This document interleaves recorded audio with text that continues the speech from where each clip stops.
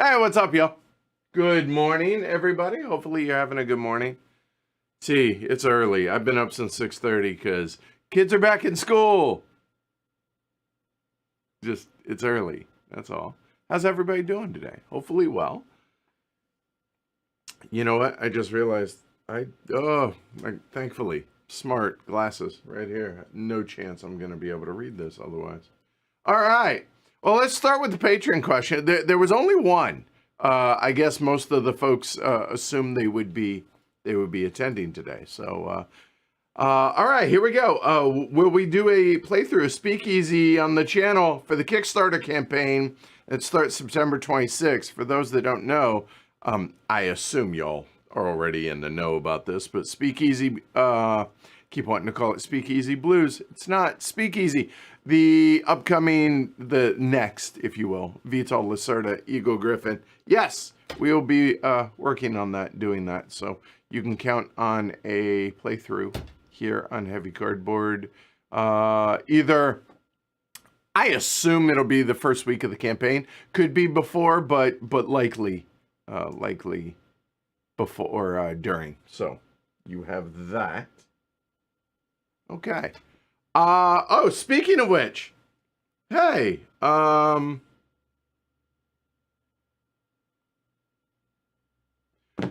just got a text from Randall over at Eagle. So yay, that's good. All right.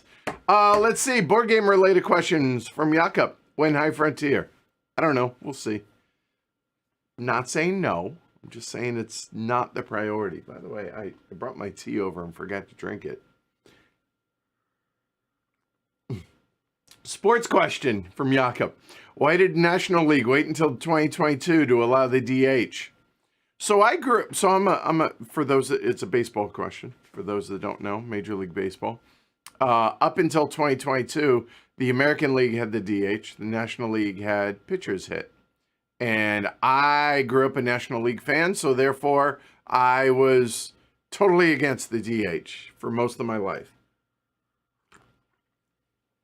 But I've since seen the way and very excited that now both leagues have the designated hitter, so pitchers no longer hit.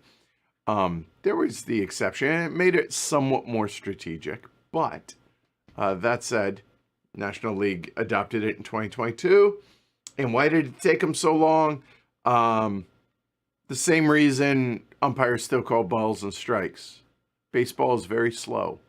Very, very slow to make changes. So there's that.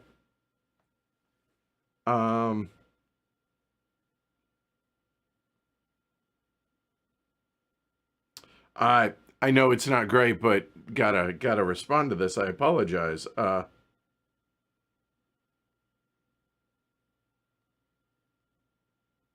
Okay, there we go. Good. All right. So anyway, I'm excited, but because baseball's slow to do things. That's why. All right. I appreciate it, Jakob. Thanks. Next ARCS campaign, when? It's rugby season. Why do you care about that? Because Kyle plays rugby, which on the one hand, I'm grateful for because he has really big, strong friends. I'm a big dude. Like I'm 6'2", 230.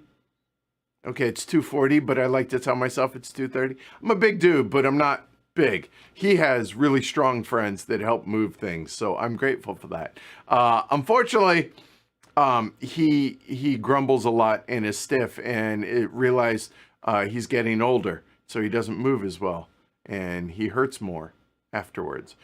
But it also means he doesn't have as much free time. So it's based on his schedule. So we have Oath, we have ARCS. We want to do all these things, but it's, keep in mind, the folks that are on the show, that they volunteer their time and they enjoy this. Don't get me wrong, as do I and as do y'all. But it's a matter of when they can make themselves available. And we have a schedule, a rolling schedule. So that they can let me know their availability. So hopefully soon. But I don't want to lock down any hardcore commitments just because scheduling can be difficult. Like Mr. Fowler, Martin the Elder, he went on vacation for 7 weeks across Europe and then was back for a month, and now he's intermittent at best for the next 6 weeks. So it just happens. Like Paul is on sabbatical right now, and like it's just life gets in the way. So I know y'all know this, but just figure I'd reemphasize that. But yeah, as soon as we can, that's when ARCS and Oath both will continue. All right. Yep. Oh, okay. And Chip just echoed that ARCS and Oath both. So there you go. There's that question. All right. If tradition was why was so important, why adopt the DH? Because baseball has to change. It's going to evolve or die, and so that's why I think they did it also. But as to why they were so slow, because it's baseball and they make changes very slowly. Will we be doing a playthrough of Sweet Lands from the makers of Ostia? Maybe. I hope so. We'll see. To be determined on that one. All right. Any chance you're going to get 1840 Vienna tramways to the table? It quickly went to the top of my favorite 18XX games when we played it, Mer says. That's it. Onto the list it goes. So here, let me write these down. Sweet Lands. What else? 1840 Vienna tramways.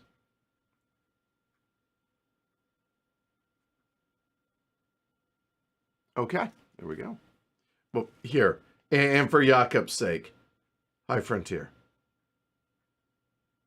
And I'll go ahead and put down Oath and Arcs, even though it's implied, but nonetheless. Okay. I suppose if we're going to do that, Speakeasy. There. Okay. All right. There's a lot of baseball discussion, which I appreciate, but I imagine I'll intersperse it here, there, poker, travel, all that fun stuff, but also board games.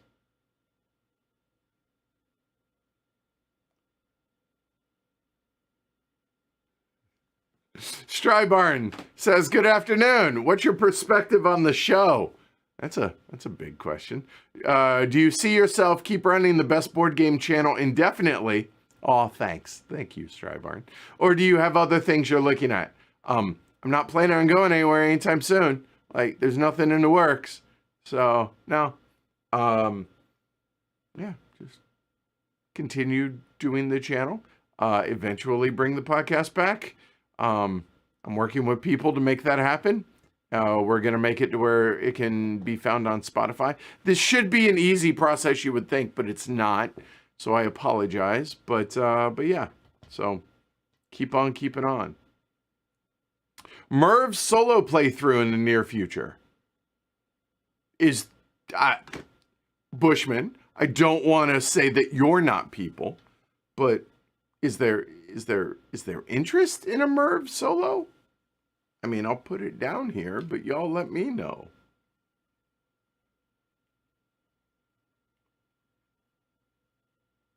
Okay. I have put it down. We'll see.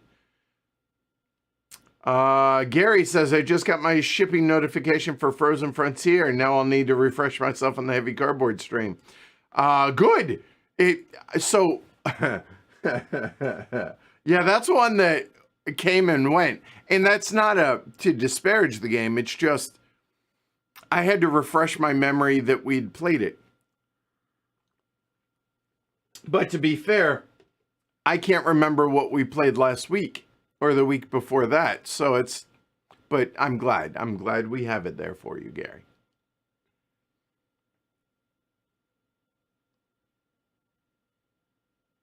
Molly House, Psychedelic Midnight asks, do plans to play Molly House with Cole when it releases? I don't know about the with Cole part, but the Molly House for sure. It's just a matter of logistics and whether or not Cole wants to come out to Boston. He's got a bunch of friends out here in the Boston area, so that's always a possibility. So he may time it to where, hey, Molly House is coming out, so he might come to the studio and we do that. So that'd be cool if so. But Molly House is definitely going to happen. You can rest assured about that. Seth Bryant asks, okay, national parks, favorite park. Woo-wee! To be fair, I've only gone to about 30 of them at this point over last summer and this summer. Now, when I say national parks, that includes like historic monuments, memorials, stuff like that. We hit about 30 or 40 of them total. Haven't hit a couple of the big ones. Like, we haven't hit Badlands, we haven't hit Yellowstone, we haven't hit Arches. So basically the middle stuff in like Utah and Wyoming and all through that. We hit the edges last year. And the single most incredible view. Well, okay.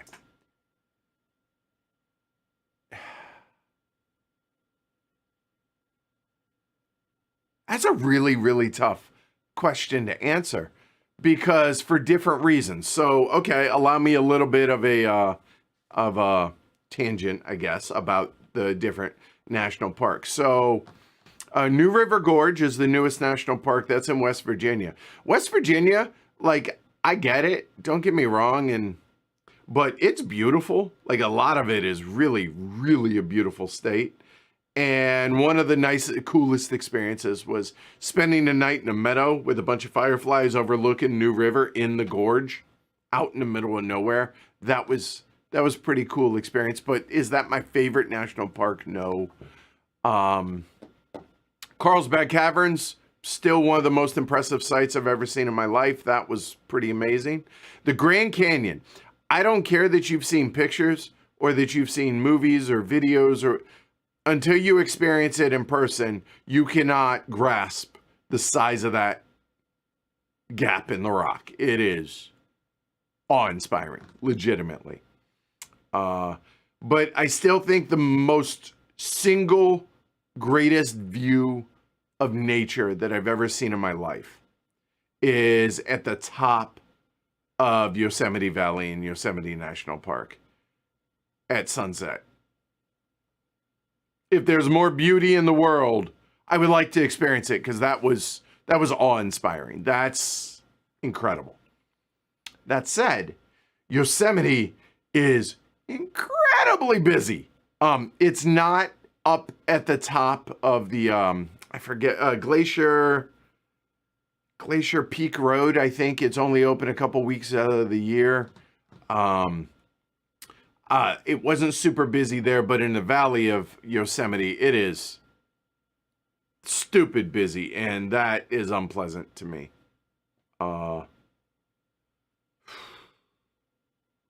Favorite.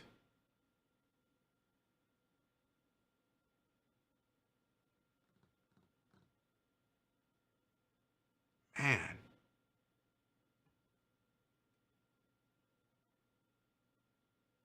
That's really hard. I don't know if I have a favorite per se. I will say for memorials, like the stuff in DC is amazing. It's great. Legitimately fantastic. And this is probably recency bias speaking. But if you want a, wow, I didn't expect that, impressive memorial would be the most recent one that we went to, and that's the Flight 93, just outside Shanksville, Pennsylvania. So if you ever find yourself driving from Baltimore to Pittsburgh, which did, it's quite literally on the way. I thought it would just be like I don't know, like have a statue out there or have a plaque, that kind of memorial. If you leave there without shedding a tear, that says something. It is emotional, but it's also just impressive. The memorial. It has, yeah. I don't want to spoil it for you. Honestly, don't look it up. Don't Google it. Like, if you ever find yourself, just remember this. And it was incredibly well done. And way bigger than you think it's going to be. I'll say that. But yeah, highly recommended. So, there. All right, and Frederick asks, national park highlights. I mean, I just hit on a bunch of those. Visit any new parks that you haven't been to. Yeah, we went to Assateague Island and Chincoteague Island as well. Those are barrier islands on in Maryland and Virginia, respectively. That those are two of the last places out there that have legitimate wild horses, which is kind of amazing. That was really cool. I preferred Assateague Island because when you get out on the island, the horses are just wild. They go where they want to go, and if they're on the road, you wait for them. Don't get too close. They're wild horses.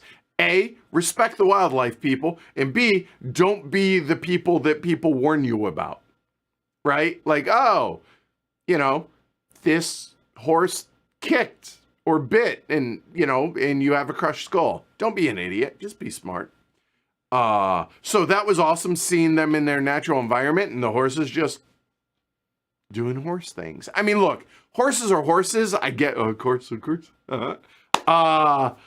However, the experience of seeing, these are why, they're not your typical horses. They're a little bit shorter. They're technically ponies, I learned. They are not horses. They are technically ponies. So they've evolved to be shorter. They enjoy the beach. One interesting fact I learned about it is because they have so much salt in their diet, because everything they eat, it's on the coast, right? So all the grass they eat and all the foliage is covered in salt. They require 3 times as much water as typical horses. Obviously, but I never stopped to think about it but anyway, that was cool. Chincoteague Island. Oh, also, Assateague Island is right near Ocean City, Maryland, which Jersey Shore South. So it's crazy. You have this total amusement park, total TPT area, and then not far, a less than 10-minute drive, you have this pristine, basically it's a giant sandbar with a little bit of foliage. Anyway, whatever. That's Assateague. Chincoteague Island is different. They have the horses aren't penned. They're wild horses technically, but they're confined to a certain part of the island, and that's where they do the swimming every year in April, I think, and then they sell off some of the herd. So it's a for-profit thing. So it doesn't feel good. That just feels kind of to me. And I just didn't like that. Plus you can't, the horses are removed. You can see them back there across this bay as well as a fence. I just didn't like that as much. Let's see. Other interesting ones went to, there were a number of, Hamden is a place on the north side of Baltimore, just outside Baltimore. It's a preserved plantation. Wow. I've seen houses that remind me of plantation houses. And, obviously slavery is a horrific part of our history, but it's still part of our history. And the fact that they were able to preserve this just outside of a metropolitan area, I thought was pretty surprising. And I was a little underwhelmed going to it until I had it put in context. When the house was built, it was the biggest residential house in the country. And it was completely insane that they built this, and obviously using slave labor, which is horrendous. I understand all that. We didn't get a chance to go into the plantation house, but it's only open, I think, 2 days out of the week. So we could walk around the grounds, and they had formal grounds. I was expecting, when I hear formal grounds and formal gardens, I expect Versailles, which is not fair. I realized. I had it explained to me, and that makes sense. But it's still pretty impressive when you figure this is back in the mid 18th century. And then I was less enamored with that side. There's two sides of Hampton, which is the plantation or the big house side. And then the part I was most interested in was effectively the slave side. And it's literally across the street. And you go over there and it's very well preserved. And I didn't know what to expect. And I want to word this very carefully because I don't want to y'all know me. I feel pretty confident that y'all understand where I fall on the side of, is slavery okay? No. But the conditions weren't as horrendous as I pictured in my head. And this is why slavery is abhorrent. Any form of it in any kind of living conditions that they're in is abhorrent. I understand that. But I guess I was picturing more like almost chained to the wall, like not quite, but not far from that. And the national park does a really good job of giving descriptions as to why, like, and the housing for the slaves was nicer and prettier than I thought it would be, which struck me as like, what? Like, wow. It caught me off guard. Here's why. Because it could be viewed from the big house. So the big house didn't want to see, dilapidated stuff. So they gave it a veneer, if you will, of like a nice dwelling. And that, when you sit with that, you touch the walls and you look across the street. There's this mansion, legitimate mansion up there. And then you realize why they made, and that just makes you sick to your stomach. But I found it fascinating, and I'm glad it wasn't fun to visit, but I thought it was a really cool experience. Cool as in being a foreman on an attempted murder jury was a cool experience, but not fun, that kind. And it was really, it was moving. But also,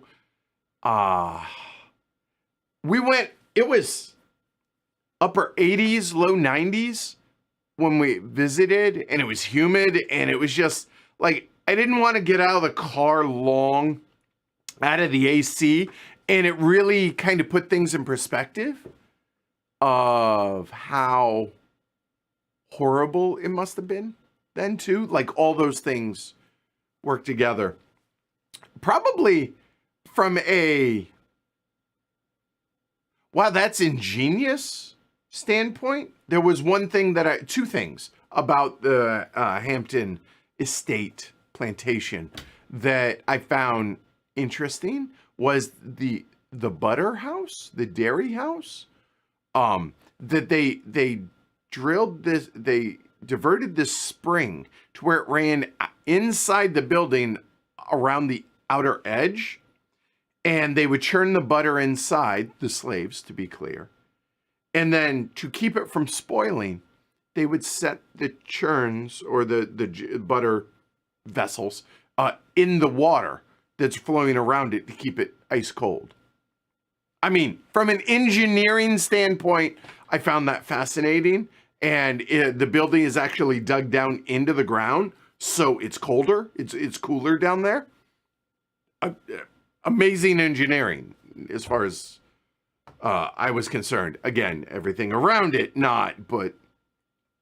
And then they had an ice house that was buried. There's a mound out there, and they would during the winter have ice blocks down there, and so they would have ice throughout the entire year, and be able to make ice cream during the summer, which again, from an engineering standpoint, I found really interesting and enlightening because I didn't know these things. Like, I didn't stop to think about this stuff. So I thought that was pretty fascinating. But yeah, everything about being there was just, like, it gives you the EBGBs being there and trying to look at it from the two sides of the road, quite literally.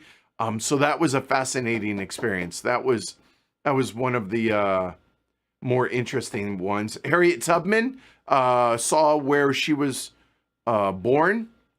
Again, not a fun expedition there, but also where she was hit in the head with a 2-pound weight. Was able to go up to the building and see that.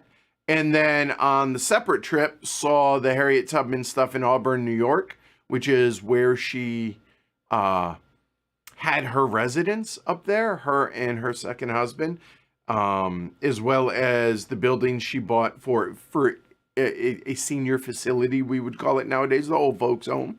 I thought that was really, really amazing to visit. Also visited the, I forget the terminology, but the National Women's Organization, their first meeting, where women's suffrage, where the idea of, not the idea, let me back up.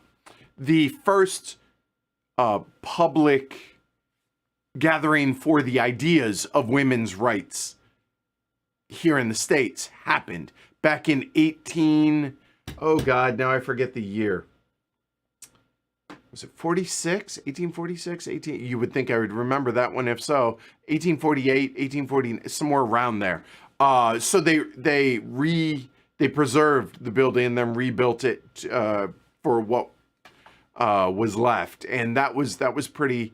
I didn't expect that to be as interesting of a stop as it was, and it really was.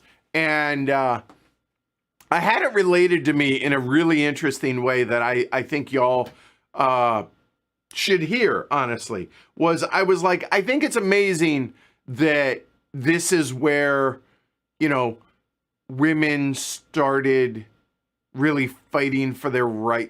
I'm phrasing this wrong, but like being in that history, being able to be in that location. And it was explained to me, no, they were just finally starting to right a wrong, because women should have had these rights all along. So didn't do us a favor. This is where the righting of the wrong began. And I was like, oh, damn. Yeah, okay. Yeah, you're right. My bad. Totally right. So anyway, so that was some of the recent ones. That was pretty cool. And to be clear, on these trips, let me paint y'all a picture. Some of y'all would not enjoy the trips here.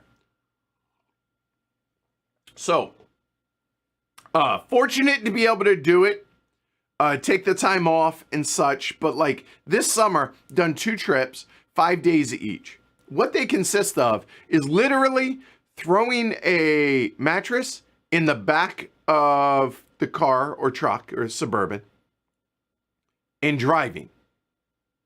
Sleeping in the Suburban, taking showers at like Love's truck stops every couple days, not every day, every couple days. And driving anywhere between 4 and 12 hours a day. And eating on the road or stopping and eating somewhere or whatever. But that's it. That's what these road trips consist of. So the money, like the expenses, are food and gas. National parks are free because I'm a veteran. Went to the ballparks on StubHub, was able to find like $7 tickets. So super, super cheap trips, just gas and having the apps for the various gas places. Usually it Loves truck stops would fill up, drive, and then get a free soda or a sweet tea there and stop at like a Waffle House or whatever, or a diner and all that. So yeah, so it's not like staying in hotel. No, there's none of that. So I made custom cutouts for all the windows And then we have screens over the 2-passenger second row. Lay those seats down. They had the bed back there, but have black screens on them so we can put the blank offs in there, so nobody can see in the car, or roll those windows down and let the breeze blow through the night. Spend the night in a Walmart parking lot, or a Cracker Barrel parking lot, or a Love's parking lot. And I mean, theoretically, something bad could happen, but again, I'm a Marine. We may or may not have weapons in the vehicle and have all the valuables close by, and but knock on wood, done this I don't know, about 30, 40 nights now over the last couple of years, and it's never been an issue. So people tend to be pretty decent out there and have had some really awesome interactions. Had a lady teach me how to clean crabs, or how to eat whole crabs down in Baltimore.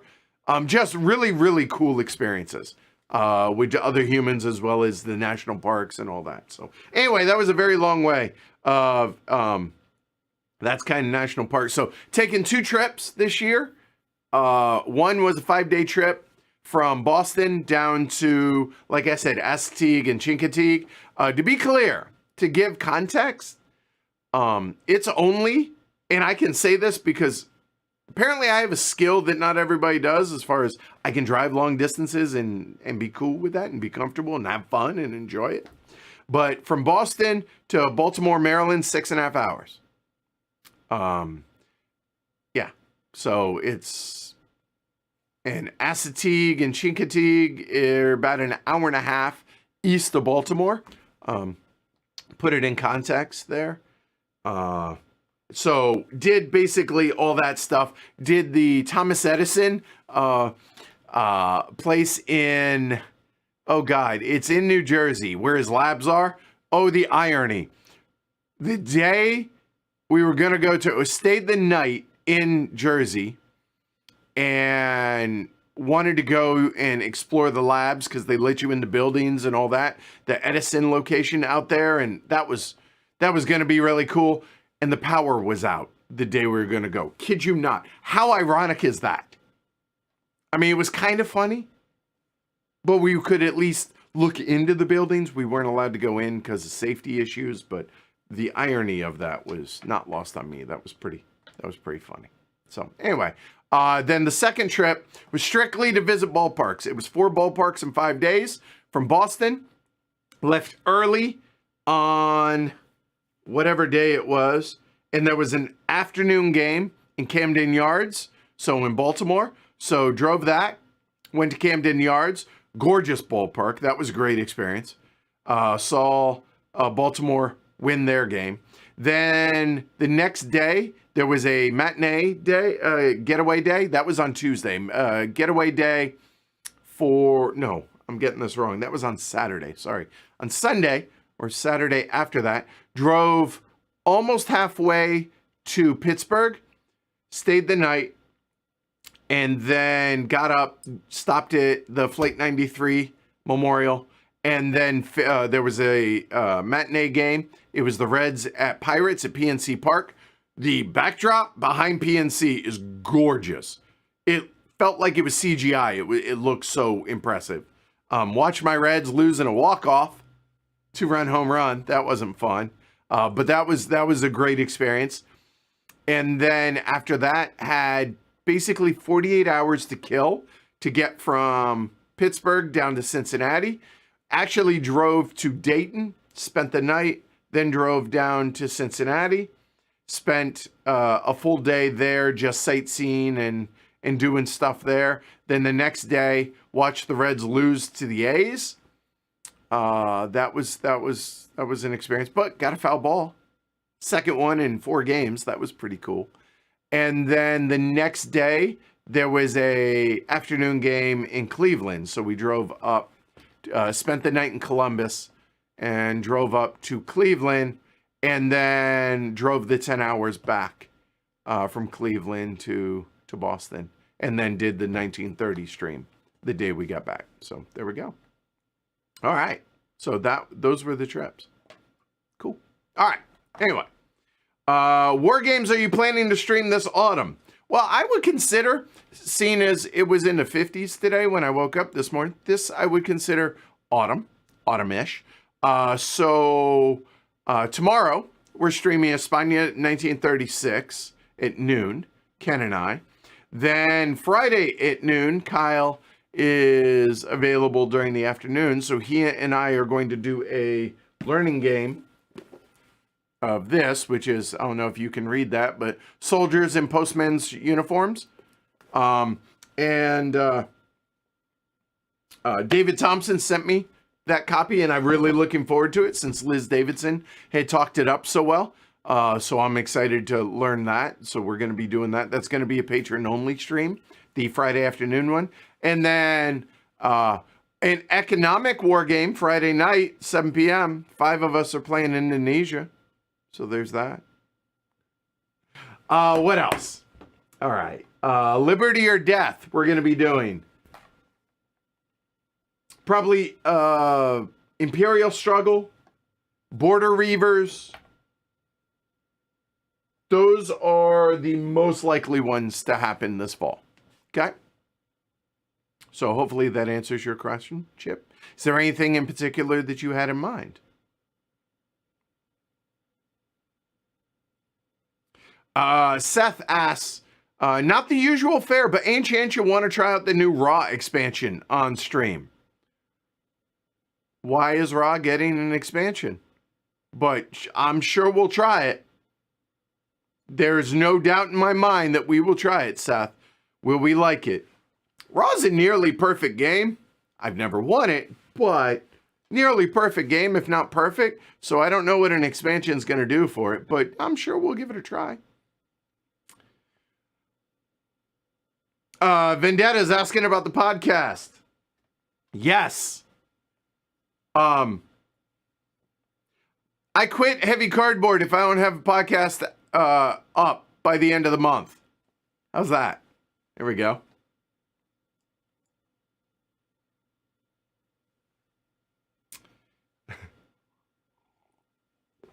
Scott, phasing player.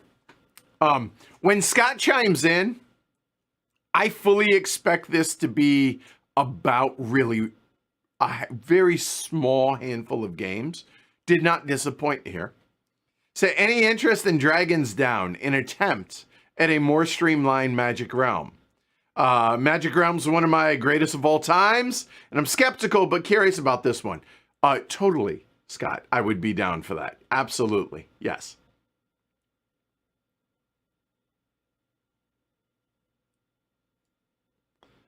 Gary is bragging about his signed Warfrog copy of Automobile just arrived. Enjoy that. That is a fantastic game. Enjoy that. It's best at 5 for sure. Best at 5.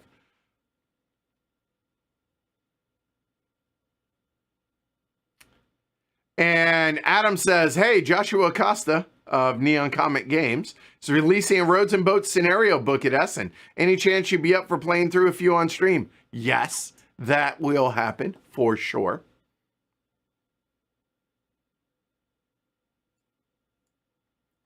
Bushman would like to point out that there's not many correct playthroughs of Merv out there. So noted, Bushman. I hear you. I have marked it down.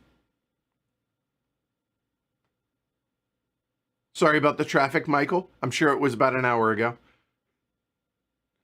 Where did we end up eating in Cleveland? I got to remember this. Again, I struggle like with what did I stream last week, much less where did we eat.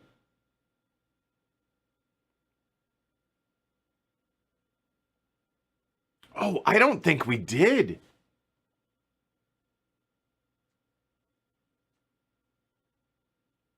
Let's see there. I got a moment. I will try and remember that.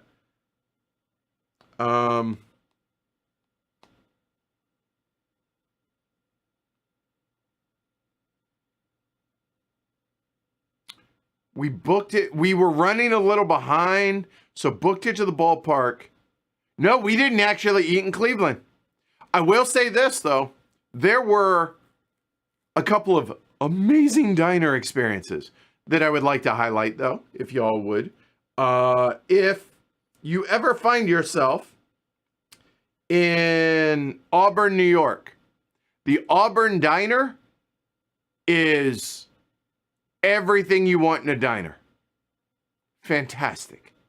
I mean, everything about this diner was perfect. I'm not exaggerating.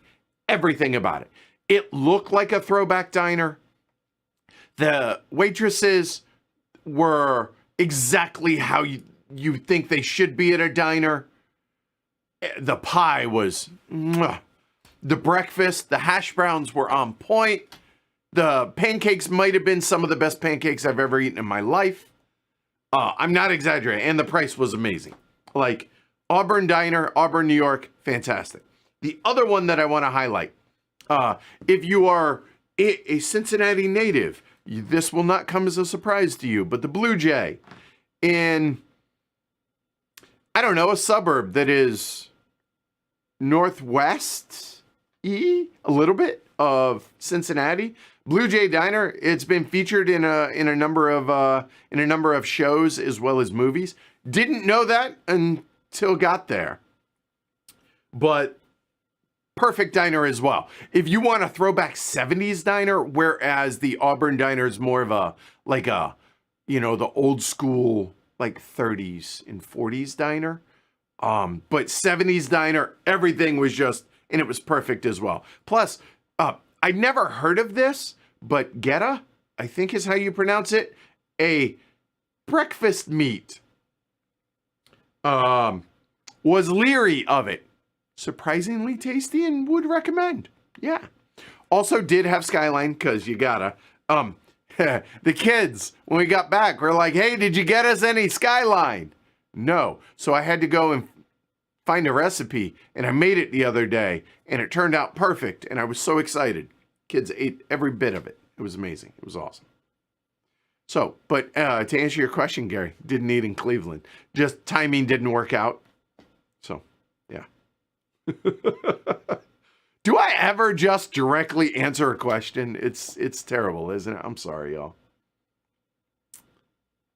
Any plans for the next coin? Gusarino is hinting at Pendragon. No. Well, yes, there's plan, but it's not Pendragon. It's Liberty or Death. Krasimir says, Master Edward. Yes, Master Krasimir. Some time ago, you mentioned soloing the Seventh Continent. Is that still on the table? Yes, but, and here's the but. I have the original version of Seventh Continent, and I don't know if I should. Should I try and get an updated version? That's the question I have for y'all. Answer that, and that will help me answer that, if that makes sense. Excuse me.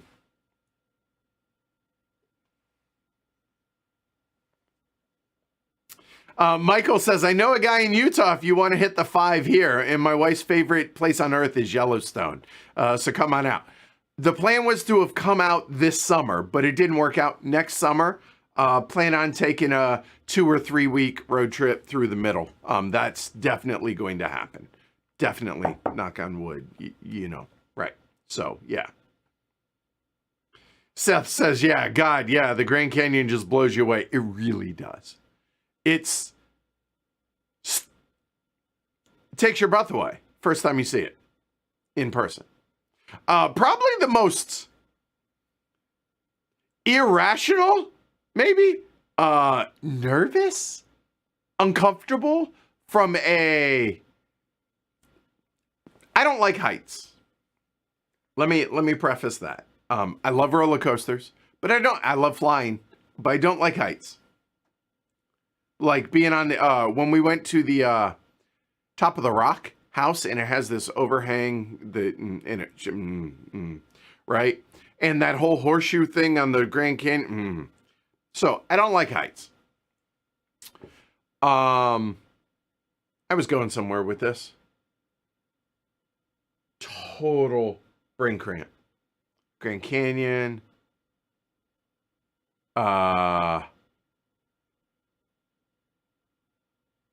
Oh, right. Crater Lake in Oregon made me really uncomfortable being there because you're on the edge of a volcano and it's an active volcano. It's incredible sight, incredible view, but just the idea, it's not going to erupt while you're there. I'm just saying it made me really uncomfortable. Plus, that's a pretty sheer drop. It was pretty crazy. All right, anyway. Chip says, my sister was at Fort William State Park in Maine this week. It's only a state park, but it's closer to y'all and looks gorgeous. I recommend it. Fort William State Park, have not been there. Acadia up in Maine, though, reminds me of the Oregon coast. Oh, it was awesome. It was beautiful. I'm going to write that down, though. Fort William State Park.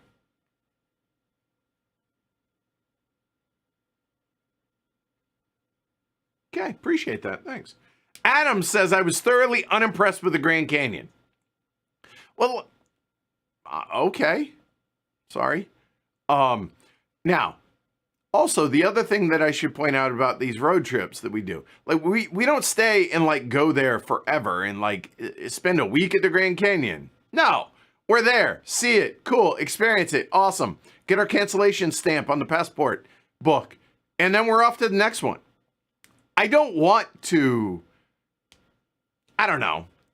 I mean, hiking, I enjoy it in moderate amounts. But I just don't want, like the Grand Canyon or Yosemite, like Yellowstone is so big, I could understand spending some time, for sure. And also, honestly, Yosemite, I could see too many damn people. Probably same can be said about Grand Canyon. But, so for me, going there, seeing it, and experiencing it for a few hours, perfect way to experience it. So I don't know if that's how you did it, Adam, but fair enough. Unimpressed with the Grand Canyon. Adam is hard to impress. Okay, fair enough. John says Yosemite for me. I get that.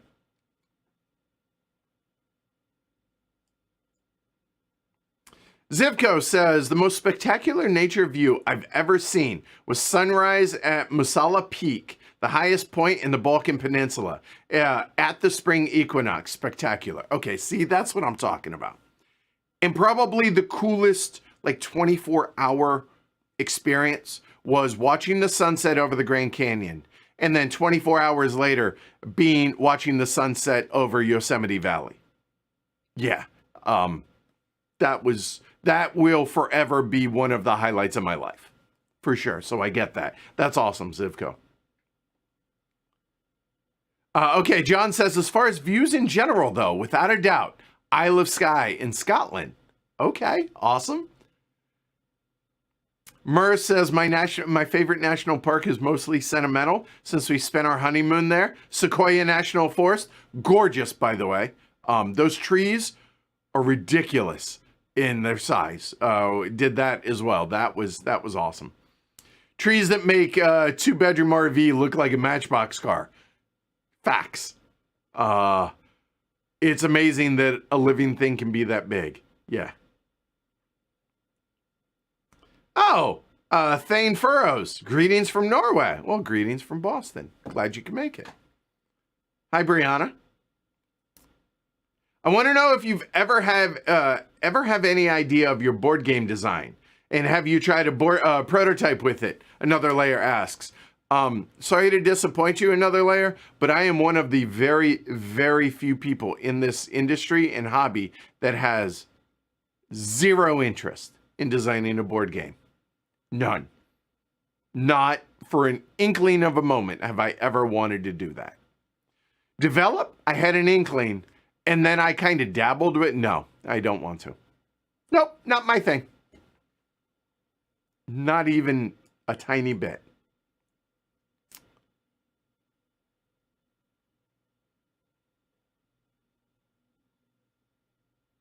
Strybarn, this is a good question. This is cool. I dig this. When was the most, I'm paraphrasing here, but what was the most recent time you were an ambassador for board games? Meaning in a non-board gaming like environment, introducing to non-gamers modern board games with your procured knowledge. The one that comes to mind was in April on the train with James heading down to Circle DC. And there was a dude sitting in the seat to my right, and we turned him on to San Juan. The three of us, he was like, "Oh, I'll just watch." And then he was like, "Okay, I'll play." And then he was so excited to play. He loved San Juan, and it was awesome. It was a really cool experience. So that was the one that comes to mind. There have been people where when they, out on these trips, and they'll ask, "Oh, what do you do for a living?" And then get to talking about it, and they're like, "Board games, like Monopoly, Risk, Life." And I said, "Yeah, that's where it all started." So yeah. But yeah, that one in April is the one that comes to mind. That was pretty cool. Matt asks, "How are you feeling about the Ducks' first season in the Big Ten?" Let me answer that on Saturday afternoon. Dude, I cannot wait.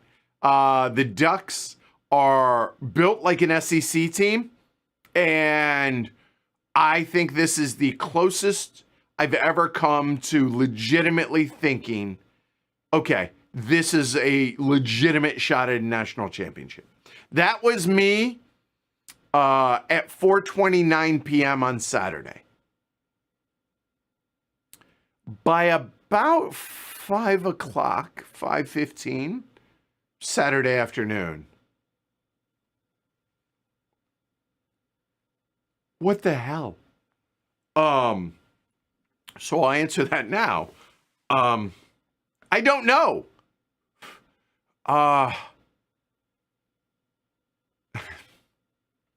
The offensive line, our starting right guard is out with knee injury. Should be back in a week or two, couple weeks. But they move pieces around. Our offensive line couldn't dominate Idaho, and that scares the bejeebies out of me. And that's concern number 1A. And 1B is, does Dylan Gabriel understand that you are allowed to throw the ball more than 5 yards downfield? I could have connected with some of the open receivers that were downfield. So I'm hoping. I was so in disbelief Saturday afternoon and evening, and have been all week since, as to what's going on with my Ducks. There's 2 pieces of solace that 3 things that I have that are getting me through the week. The Ducks won, to be clear. They won by 10, but they were favored by 46, and they were only up 3 with like halfway through the 4th quarter, just for context. 3 things that I'm hanging my hat on. Number 1, I trust our coach. I believe he'll rectify things. And I think the team was overlooking Idaho. I guarantee they won't overlook him again. Any team the rest of this year. So, silver lining, maybe. But I trust our coach and our staff. That's number 1. Number 2, it is universally known that your best adjustments and the biggest increase in how you play in a game happens between week 1 or your first game and your second game. So that's my second thing. And the third thing is I'm trusting that Will Stein was really doing some really vanilla stuff with Dylan Gabriel and was telling him, hey, just, if it's not there, just check it down. And they're going to let him open it up a little bit, because I am really worried about Boise State this week after what I saw. So I don't know that I'm cautiously optimistic. I'm just, I now have apprehension that I didn't have Saturday afternoon. So I would have said if we lose 2 games, it would be a surprise. I am no longer saying that. So there, Matt, I am really apprehensive. Okay.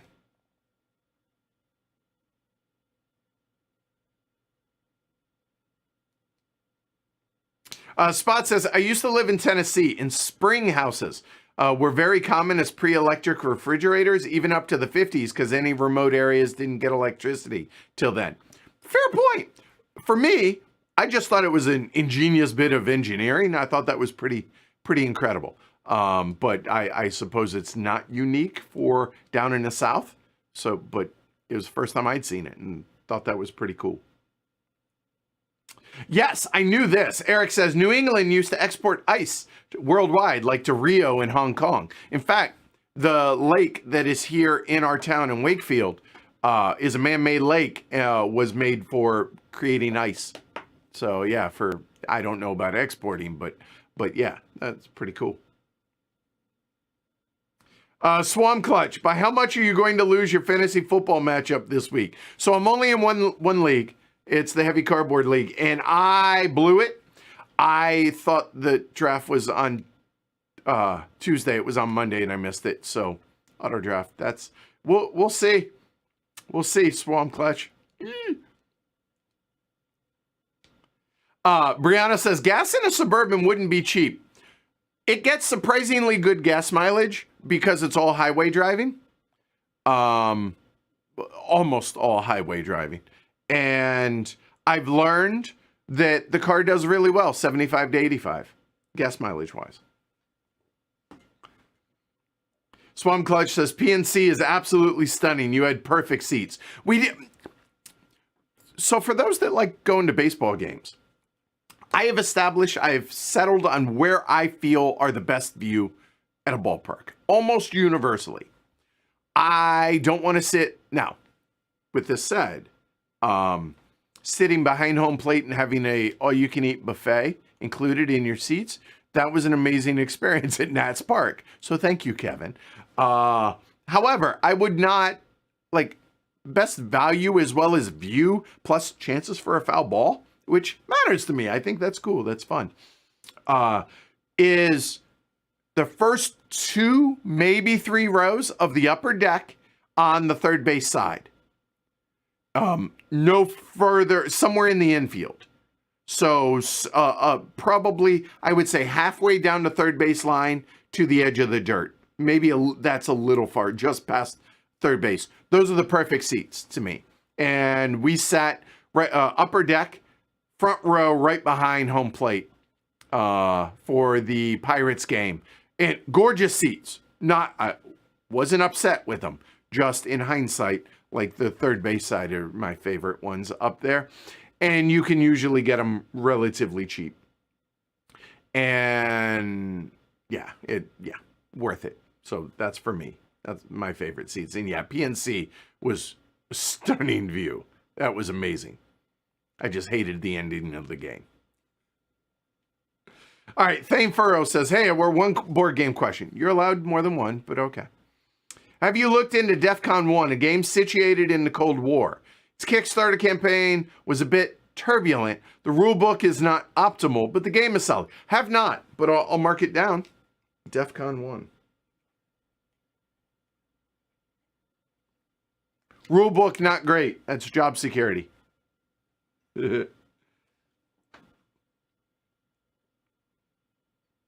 Seth says, talking about the expansion for Raw, says, awesome. As the channel is the one that introduced me to Raw, we're doing good work. That makes me happy. I'm happy to help there, Seth. I'm excited to see your takes. I do agree that I don't know what an expansion can add. Yeah, I don't, that's not, when I think of what games are screaming for an expansion, no, you give me 100 guesses. Raw's not one of them.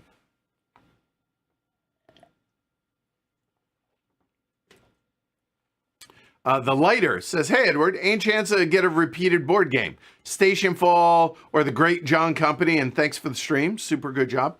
I'm going to assume you meant stream since you mentioned 2. I appreciate that. Yeah, we do that.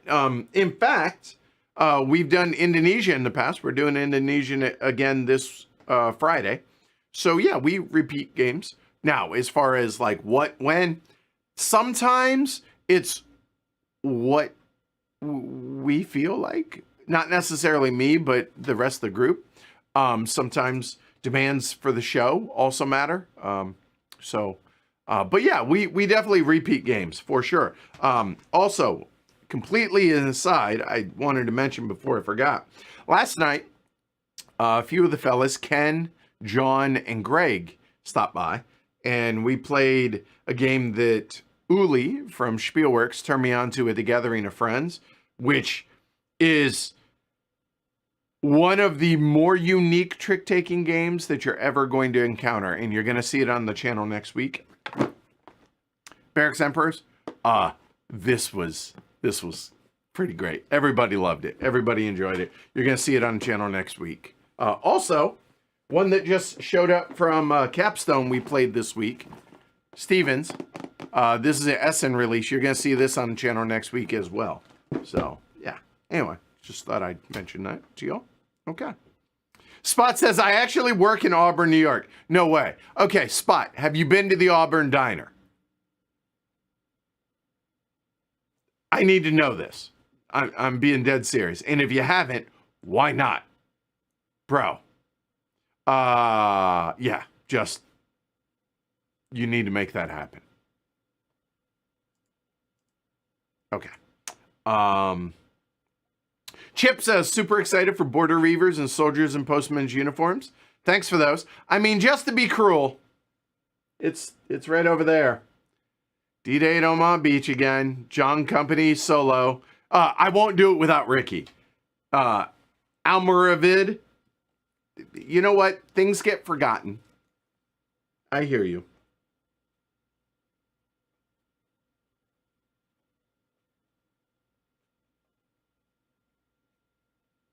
Okay. They are down. Oh. BP Wilding says, I appreciate your enjoyment of life, expressed well here today. That means a lot, because I feel like sometimes I don't know the right words to convey things. I'm definitely not a wordsmith and not college educated, so I struggle at times. So I appreciate hearing that. Thank you. And I appreciate that there's enough of y'all that find it interesting or at least willing to sit through. Whether it's life stuff, national park stuff, sports ball stuff that isn't necessarily board game related. I mean, obviously 95+% of what we do here is board game stuff. So I figure being able to do these and giving myself a little bit of room and latitude to talk about various things. I appreciate that enough of y'all, if not enjoy it, at least indulge me in it. So I appreciate it. But it's nice to hear that some of y'all do enjoy it as well. So thank you. Because again, a lot of times it's a one-way conversation, right? Like I'm talking to a camera right now. Like I'm not talking to you. I'm talking to you, but you know what I mean. And one of the perks of working with no net, i.e. live, is at least there's some two-way communication here, which I need to be able to do this show. So thank you.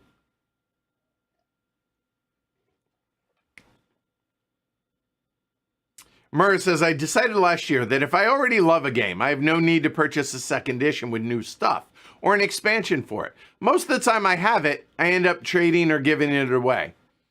And I know a lot of people are starting to fall into that camp. I also see merit, if you love a game, having an expansion that gives you more of what it is that you love about it. I see the validity to that. But there also can be just overkill in beating a dead horse. So, I get that. Eric says, pretty sure you can buy Skyline in a can. You can, for about $8 a can. I know, because I looked it up. And then I was like, it was suggested to me that maybe I could make it. And I found a recipe that is spot on. And for those that don't know, Cincinnati style chili is not chili. I don't know what it is, but it ain't chili. It's chili, but it's nothing like what you think of as chili.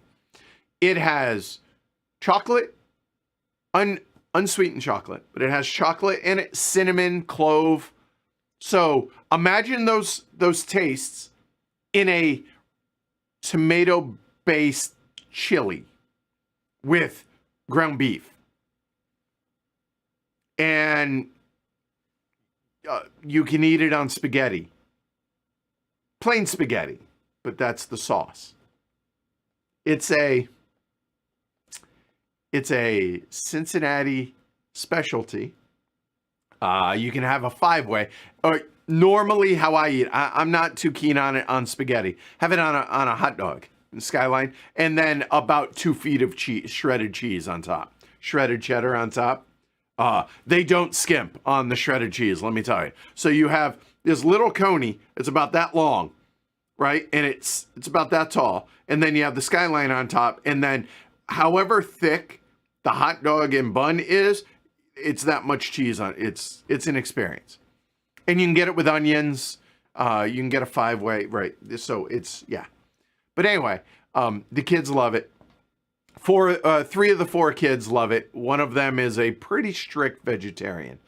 And the other 3 just crushed it. And I got to be honest, I was very proud of how it turned out. I was shocked, and they ate every bit of it. Had it for breakfast the next day, kids.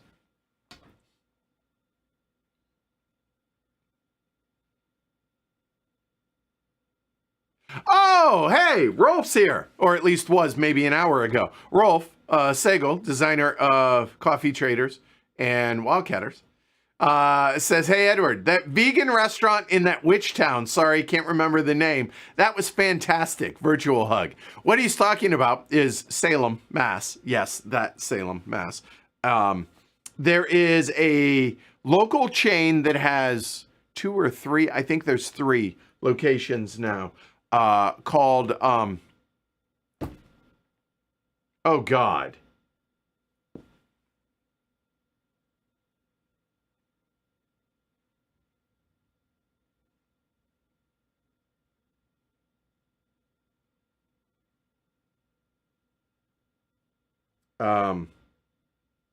Life Alive. Jesus, could not.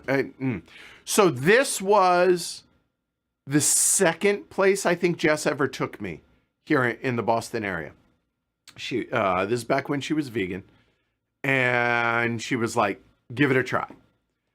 I went in, and it's top 10 restaurant I've ever gone to. It's like quick service, not fast food, but quick service, right? Vegan. And I always joke that the only thing that can make the swami better, which is the dish I always get there, the bowl, is just a little sliced chicken, grilled chicken breast on top.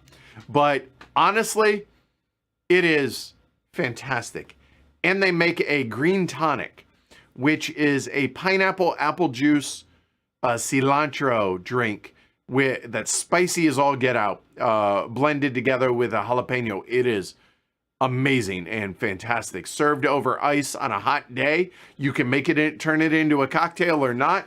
It's fantastic. I have figured out how to make it at home. It is great. Highly recommended. That's the one that Rolf is talking about. So Rolf, I'm glad you enjoyed Life Alive in Salem. That was awesome. Cool. Yay. All right. Undutiful Carrot, great name, by the way, says, is it worth backing Raw if I already own Nidavalier? Raw is a Hall of Fame game. The answer is just yes. Best road trip movie. National Lampoon's Vacation? I mean, that or Eurotrip, because Scotty doesn't know. I mean, what other options are there? I mean, both of those are great, fantastic. I mean, obviously, not totally realistic, but somewhat like I can get there. You squint hard enough. So those two are fantastic. Just amazing road trip movies. What I'm curious for y'all. Favorite road trip movie?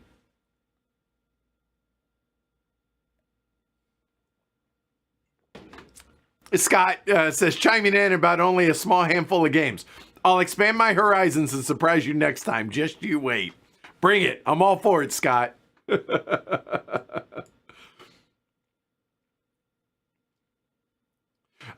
Yeah, Michael says, if I ever visit Utah, it's happening. Don't worry. It says, if you haven't been to the bottom of the Grand Canyon, it'll give you a completely different perspective. I never have, and I would like to. That would be cool.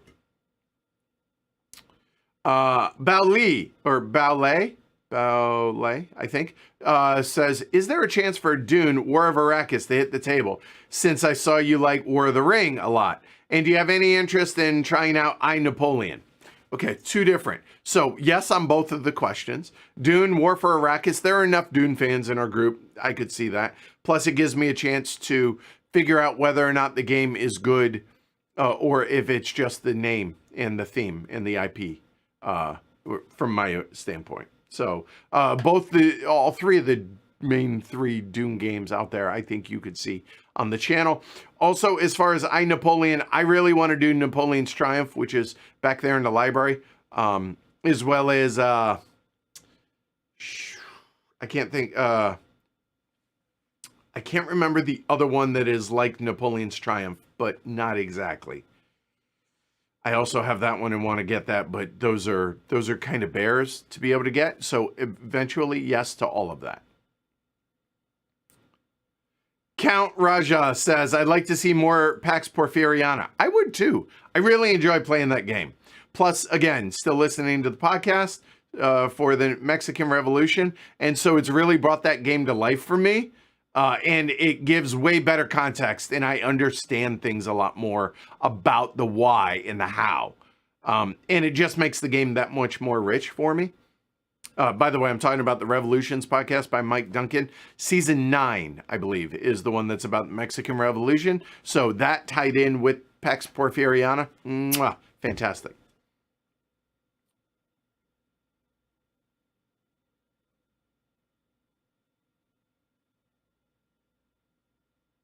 John says Fort Williams and Two Light State Park in Portland, Maine are great.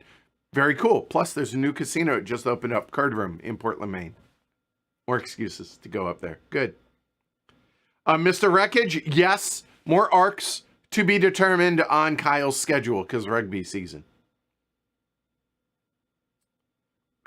Krasimir, speaking about traveling, of all the places you want to visit, what's the first one you can think of? Mexico City for a taco tour.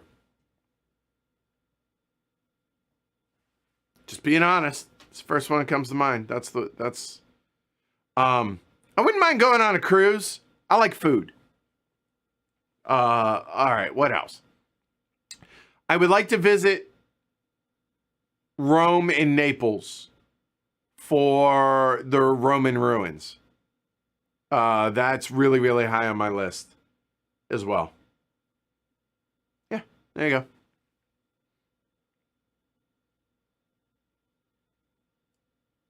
Kyle asks, would love to hear your thoughts on midweight dice games. If you had to choose two, which would you have in your collection? Oh, okay. I'm evaluating Trois, Pulsar 2849, Project Artemis, and Coimbra at the moment. Okay. Feel free to help me out with this because y'all know my being able to think of these things off the top of my head. I struggle with.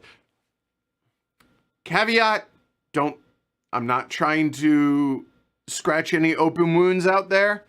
However, Madeira is still a fantastic game. I realize about the second edition, collector's edition, whatever. Just saying, the original Madeira is fantastic. And now I must go look at things, so give me a second. Trois, come to find out, I don't hate as much as I did. So that's a positive. We recently played, let me look. Let me find it.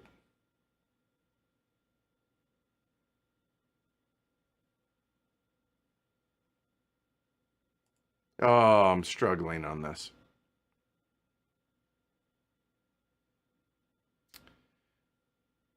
You know, Panamax, I think, is better. It gets overlooked. I mean, I just realized that I just mentioned two Nuno and Polo games. So be it. They're both really, really great games, honestly.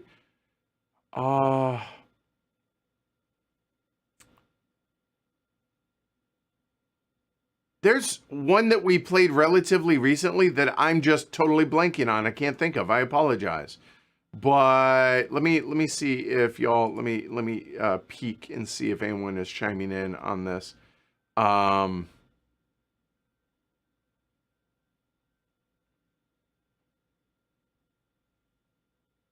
no, nobody else is chiming in. Those are the ones that jump to mind that also should be considered in there.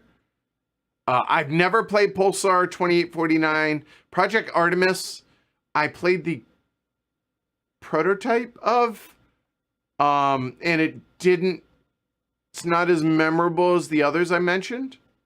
And Coimbra, y'all help me out with this. Madeira, Panamax, and I am totally forgetting something relatively recent, and that's gonna drive me batty. I'm looking over here. Give me a minute.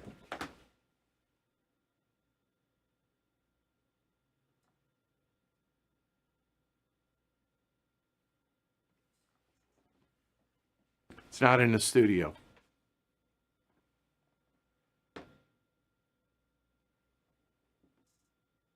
No, I got nothing else off the top of my head. Sorry.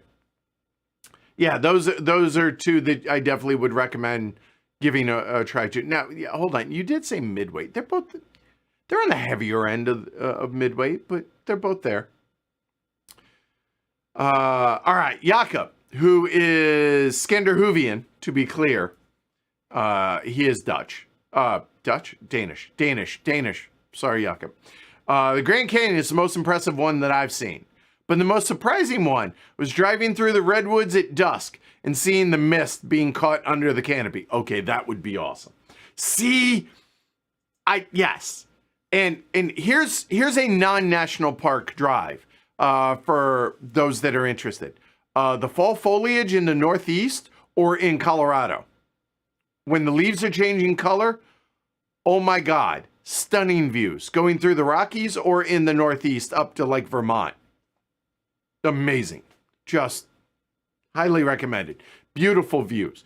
Oh, by the way, speaking of which, saw more deer on the side of the highway on this last trip. Saw them like 3 different times and like herds of deer. More than I've ever seen combined in my entire life. Like just chilling on the side of the road, which is a little nerve-wracking because you're, traveling at highway speed, which, again, truck does best at 75 to 85. So it can be a little unnerving there, but that was pretty cool to see. Still have never seen a bear, a moose, or an elk in the wild, and I would like to see all 3 from a distance, not near the highway. I'm just saying, I haven't. So at a distance. I have no interest in getting up close with any of those. I have seen a buffalo. A whole herd of buffalo enveloped the truck last year at Custer State Park. That was awesome. Oh my God. We were not, we didn't mean to be in the middle of the herd. The herd just came around us. And we stopped. The windows were up. And there was one buffalo in particular that was like giving an ugly look to the truck. Like, I'm like, God, don't you dare charge and ram the truck. Don't you dare.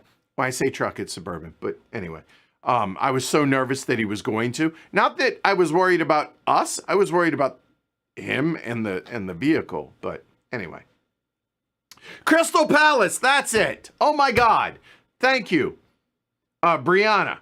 And then Eric. That's the other one that I couldn't think of. Crystal Palace, absolutely. You need to try. Again, on the heavier end of medium, but for dice drafting or dice games, absolutely.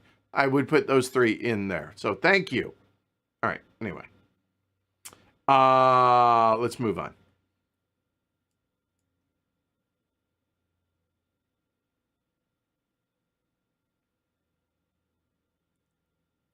Mr. Wreckage says, go Huskies and go Dogs. So I assume Mr. Wreckage is a Washington fan.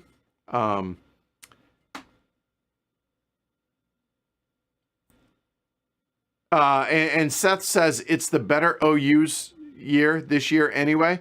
I assume you mean Ohio State. Ohio State is just their receivers are sick good and their defense is awesome. Notice I did not mention the Oregon defense. Why? Because that looks pretty stout. That looks fantastic. I'm excited about the Oregon defense. Never thought I would be questioning the Oregon offense, but I digress. Anyway. Could be. He said OU, so like Oklahoma's not going to be that great this year, I don't think. So, plus, I'm discounting the Big 12 completely. So, yeah, because normally it's the Ohio State, right? OSU, not OU. So, and Seth says, oh, OU. No, he's like, how could you insult me like this? Okay, my bad, Seth. Sorry. Okay. So I'm actually going back through chat and then seeing the update, the current. So, oh wow, Eric, boiler up. So Purdue, did you go to Purdue, Eric? Because I can't imagine being a Purdue fan if you didn't go to Purdue. Matt says, do you have any requirements for games you do sponsored streams for? Do you ever have to turn down doing streams for any reason? There is one that I've turned down after I've committed to it. And that was Tokyo.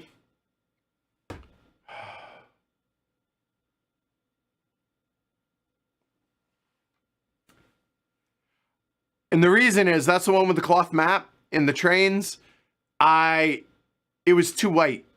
I could not get things to show up on the camera. It just didn't work. I had no ability to do that. So I committed to it and then said no. So there's that. As far as that, yeah, of course I've said no to sponsored streams. Yeah, I choose them. I get offered a lot and I'm terrible at emails. And Tokyo Highway. No, it wasn't Tokyo Highway. Wasn't Tokyo Metro. That was it. But thank you, Jess. I appreciate that. Yeah, Tokyo Metro was the one that I committed to and then had to, and I felt terrible about that. But anyway, yeah, as long as I respond to them, I do turn down some sponsored streams. We get offered a number of them, and it's just whether or not I think y'all would enjoy it. Or it has something, even if I wouldn't necessarily, if I find merit for y'all, then that's a yes. So there's that. Okay.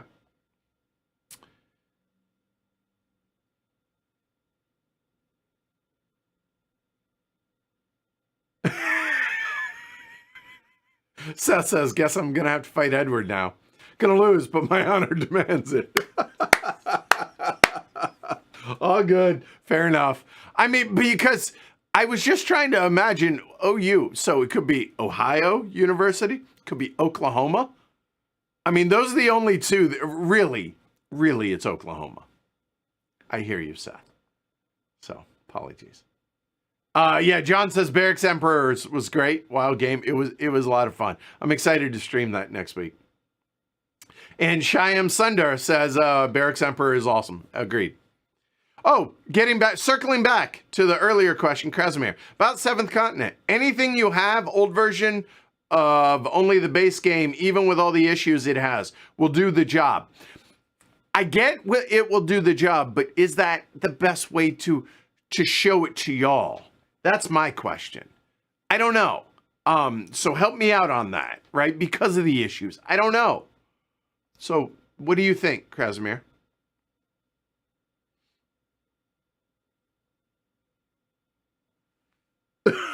I propose we change the names to Q Oregon and Z Ohio. Yeah, that fair. Fine. I'm good with that. Oh, Spot says, I have not been there. I live a ways away in Ithaca. I'll be sure to check it out, though. If you check it out soon, if you do, Tell me about it. I think you're going to be pleasantly surprised. Spot. He says the State Diner is the go-to in Ithaca, though. Okay, noted. State Diner. All right. Yes, Devin D. Oath, new Foundations content. When it's ready. It is probably a year down the road. You're talking about the expansion. Yes, we are probably going to be working with Leader Games for that, but it is a long ways off from us doing anything like that. Yeah. Bushman says, your solo teach and playthrough of The Colonist inspired me to purchase it. It just arrived and is my tutorial folder for reference. Did you ever get a chance to play the expansion? What did you think of it? I have not. I need to do that. Thank you for the reminder on that.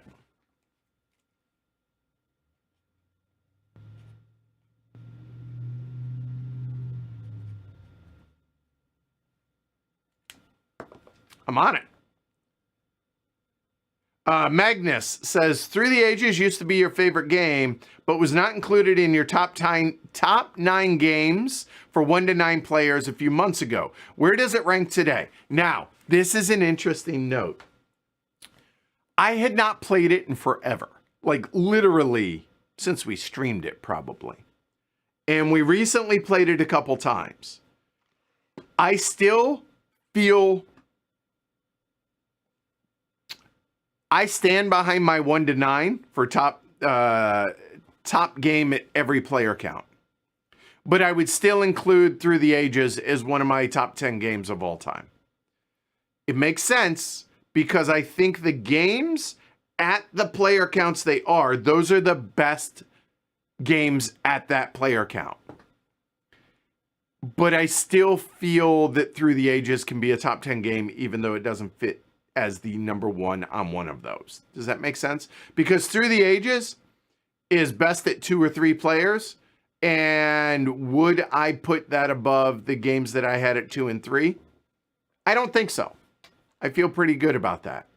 So. Hey, Time Roller over on Twitch. Hello.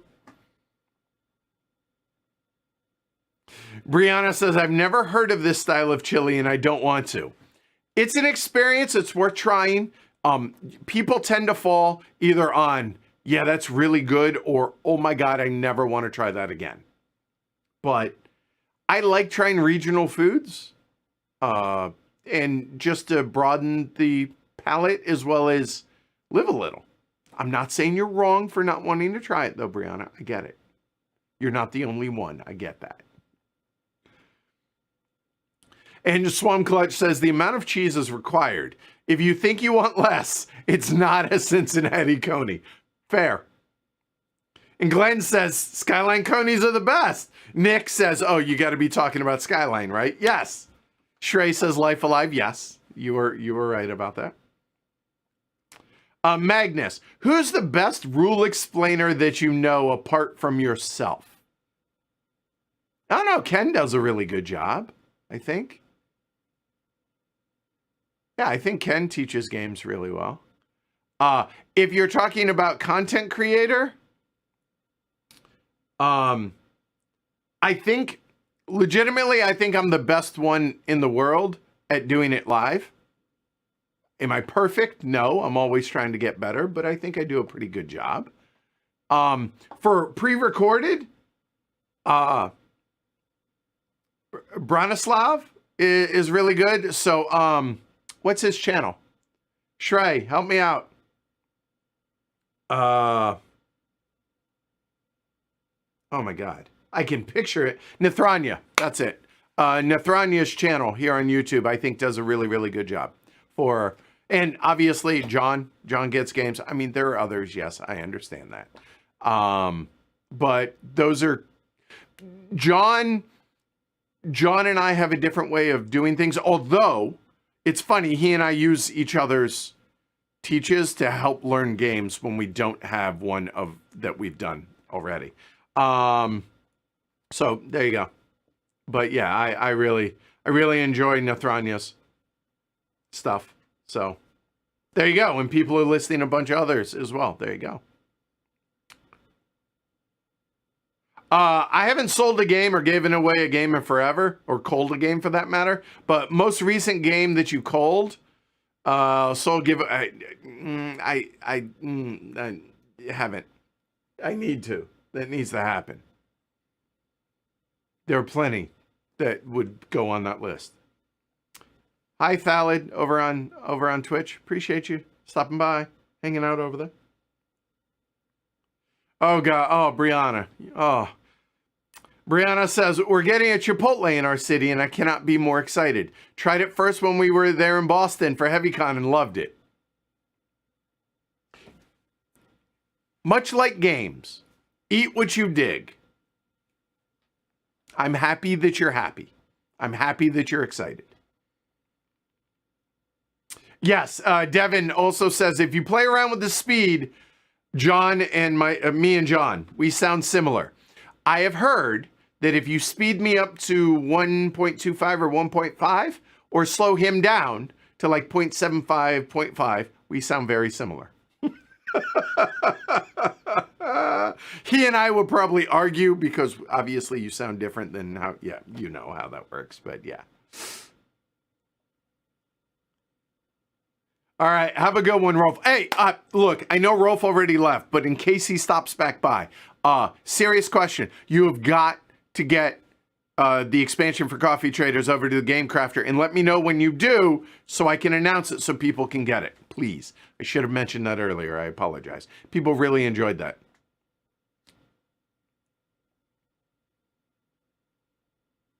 You know what? Wow, how did I never think of that? Dude, Time Roller nailed this over on Twitch.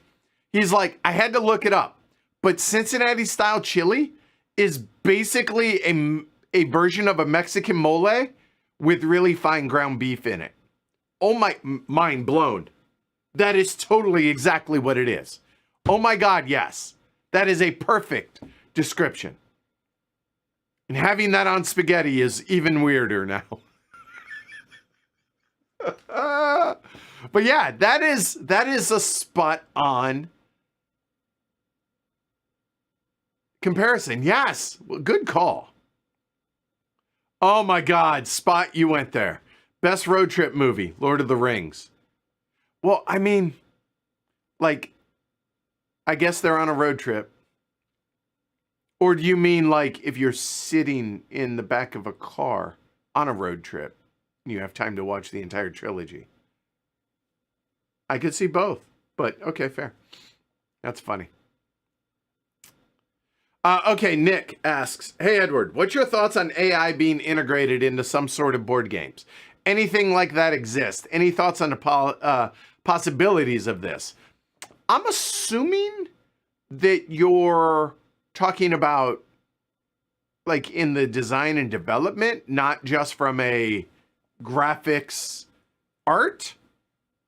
Wow, never thought of this.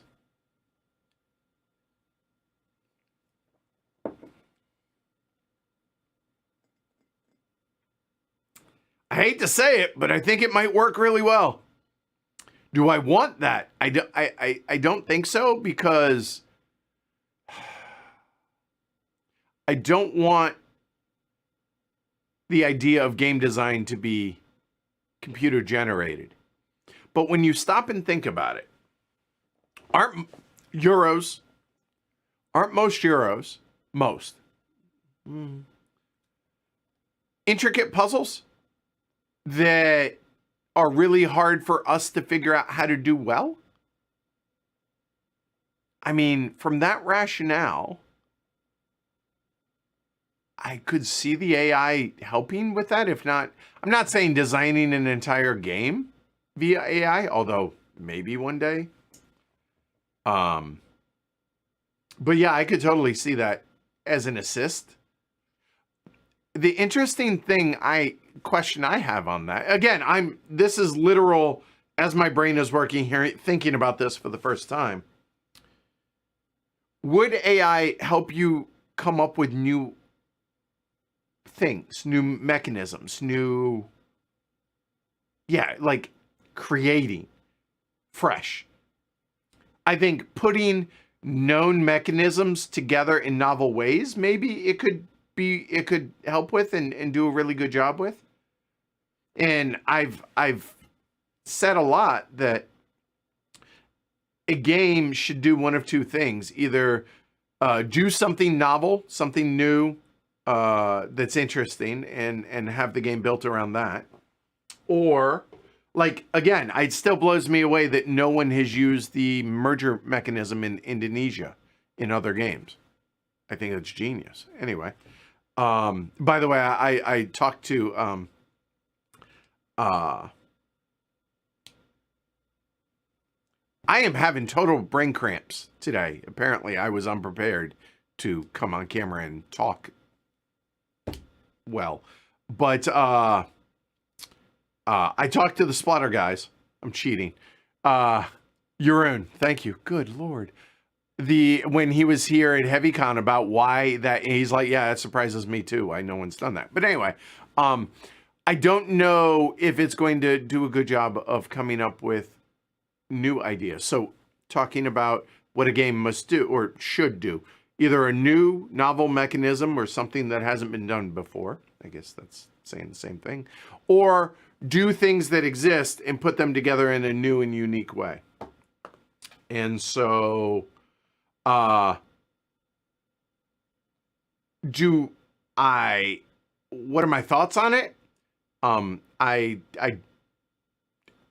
It's probably inevitable, but I hope it's in a very limited scope if and when it does happen. That would be my thought.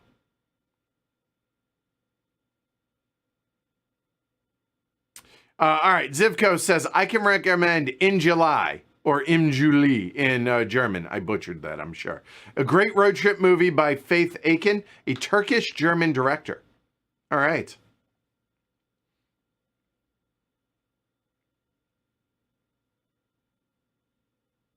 Any plans to revisit Hegemony? Maybe. However, their new game, more likely.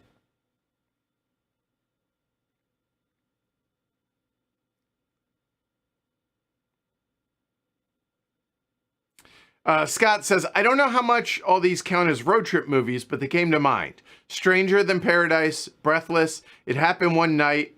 The latter is a goat and Clark Gable's best film. Okay. Don't hate me. I've never watched any of those. So, okay. I'm excited to try it now. No, Glenn asks, have you had a chance to look at Lords of Baseball from Mr. B Games? No, I have not yet, Glenn. Have you? And what are your thoughts on it so far, if you have? Murr says, the best road trip movie is The Straight Story. A man in his 80s rides his John Deere riding lawnmower through Iowa and Wisconsin to see his brother. Disney 90s film directed by David Lynch.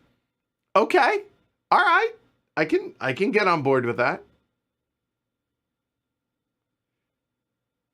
Humble Brag by Thalid over on Twitch says, I'm headed back to Italy for the third time this month.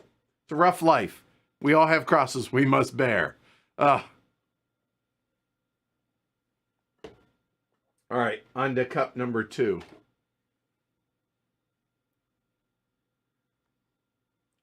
Swan Clutch says, I played a 3-player game of Madeira that finished 99 to 99 to 99, and I can't top that, so I don't know when I'll play it again. Fair. Again, I'm retired at Churchill because I beat Mark Herman and Jess in the same game, and I can't ever top that, so I'm done with that. I get that. Krasimir says, I've been to Mexico City, but only at the airport. I would argue you haven't been to Mexico City. I've been to Edinburgh. By that rationale, I've been to the airport. Not really. So fair, but I'm just saying. He says, but man, what you see from the plane above the city is a city in every direction to the horizon. Just amazing. I've heard that it's massive. Like, yeah, incredibly huge city. And at what, like a mile and a half elevation? Oh God. Oh, we need to, yeah. A Golden Elephant Award. Sadiga, I was waiting for Martin to come back, and then it slipped my mind when he did come back, because normally we announce it publicly around HeavyCon, and timing didn't work out, so I need to do that. The worst case scenario is when he's more available mid-October, but hopefully before then. Good question. And Time Roller talking about dice based games. Twa and Panamax definitely have large learning curves, he says. That's a fair point. The Motorcycle Diaries, Matt recommends for a road trip movie. Arcs is not a dice game, stop. Just like Age of Steam is not a dice game. I thought about mentioning them, but no, we're not going to go down that road.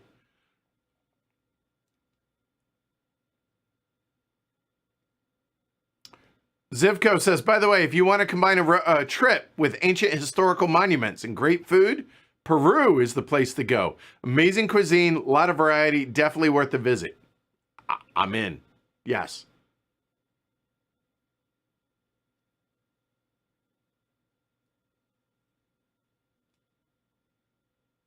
Oh, nice. Speaking of humble brags, Chris says, speaking of Colorado leaves, I'm climbing Wetterhorn Peak on Sunday, and there should be some pretty nice aspen coloration. Aspen. Yes, that should be a great time. Have a blast. Enjoy that. Send pictures in Slack. Eric says, finally got to play Crystal Palace at HeavyCon this year. It is indeed fantastic. John says, saw a bear in my driveway in New Hampshire a few months ago. I don't want to see it that close. I'm okay without. I don't need to see it that close, John. And by the way, that's John. That's part of our group, John.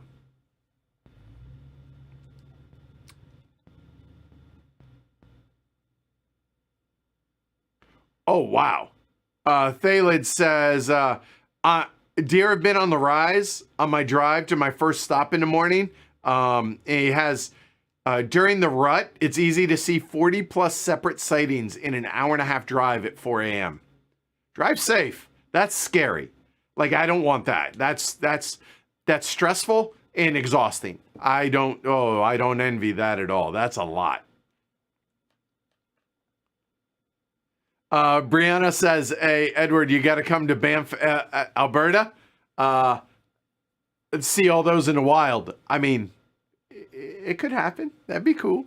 Elk, bear, and moose. Like, again, I want to see them at a distance, but I'd like to see those in the wild. Yeah, I really do. Eric says, really excited for Ada's Dream for dice games. Fair. I haven't played it yet, but I'm looking forward to that. Tyler Tum, also pretty good.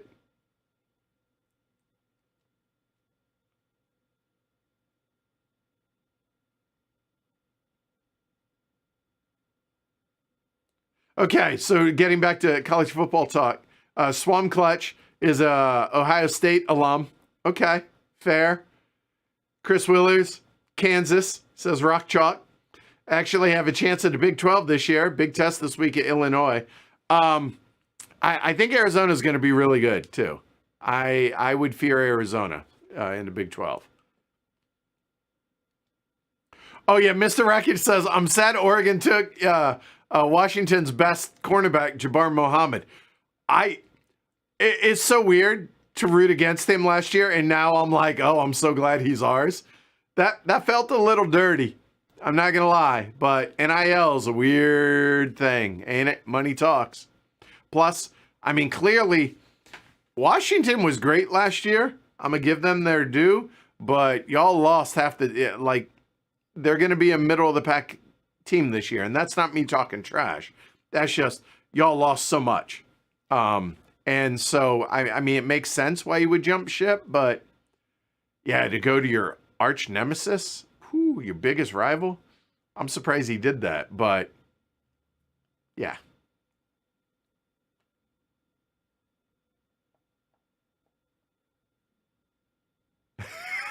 Eric, sorry, didn't mean to offend. Says I did indeed go to Purdue. What do you mean you can't be a Purdue fan if you didn't go there? There's more than Indiana and Notre Dame in Indiana. Fair point.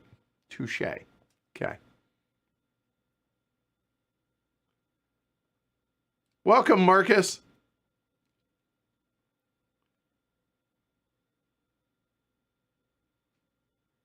Okay. And Krasimir says about Seventh Continent. The introductory scenario has everything the game has to offer. So yeah, definitely good for streaming.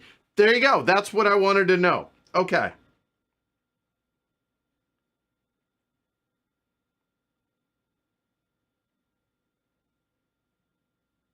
All right. That is good feedback. I appreciate that. So yeah, I could definitely stream that then, for sure. And no, not. I appreciate you answering my question. So thank you, Krasimir. Dr. Spangle says, getting close to November. Are we going to see another Mr. President and Special Advisor James do another term? Just saying it could happen. Hey, James, if you watch this, just saying, I'd be down.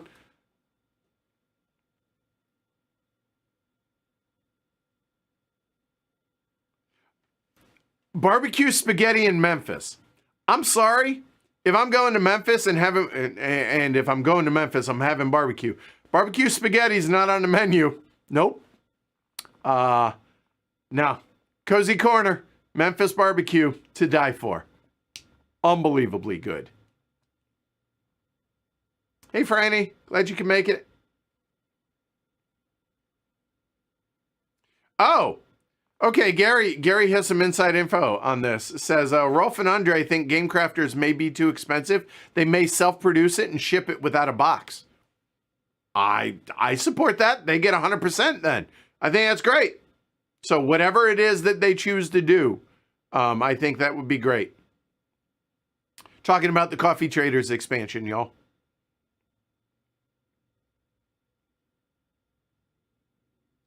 Franny has strong opinions. Don't use AI for it's plagiarism, the algorithm. I mean, you're not wrong. I get it. I just see it as an inevitability. So not justifying or rationalizing it, just being a realist in that regard. But I hear you, Franny.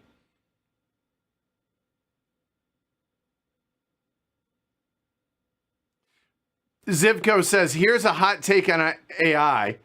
I think it'll turn out like 3D cinema. Very few people will use it properly and it'll go out of fashion.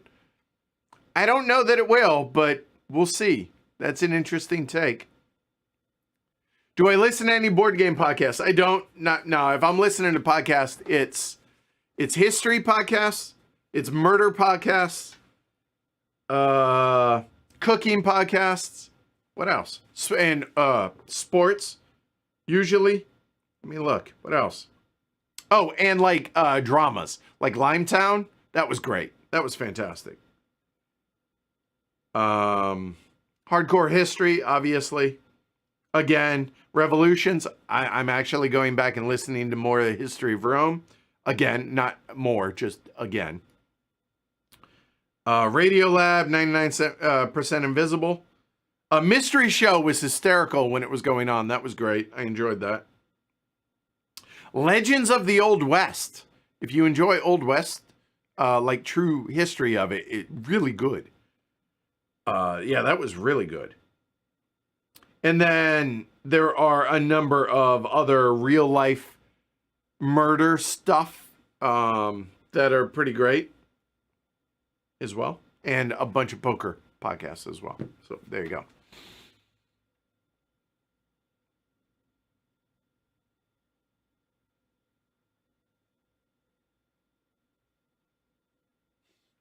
Malwinia says, doing 3.5 to 6.5 hour long live streams of Mr. President.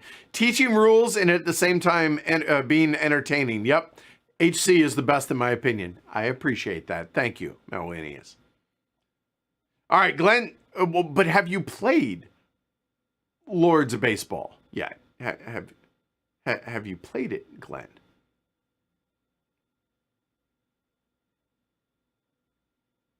All right, Franny says, it happened one night, absolute must watch. Clark Gable, Claudette Colbert, or is it Colbert? I don't know if it's probably Colbert.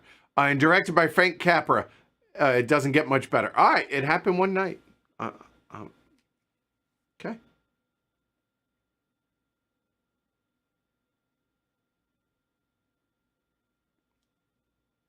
I will watch it soon.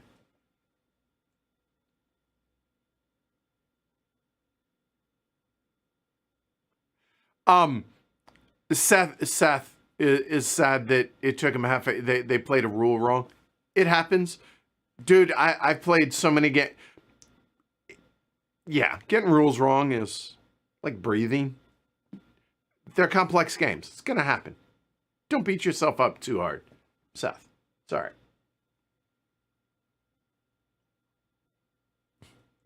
Jay and Silent Bob, best road trip movie. I do love me some Jay and Silent Bob, though.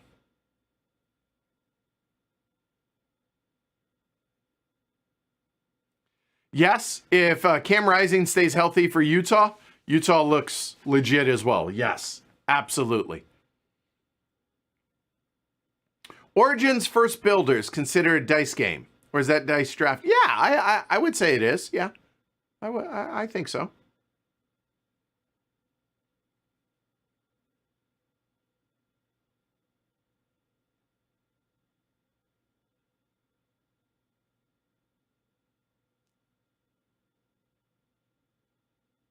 Huh. Scott says, okay, I'm realizing some connections here, Edward. We share a first name. Scott's my middle name. Okay, fair enough. My wife is from Eugene, so Ducks fans all around. What? I'm curious on that note, what is her opinion? How high is the panic level for her? Because it's real high for me. And Dallas snag post Green Bay McCarthy. Glad to see him thriving there. I disagree with you there. I want him gone. I don't think he's the future, nor do I think Dak is the future at Dallas. But I see the connections. I see you, Scott.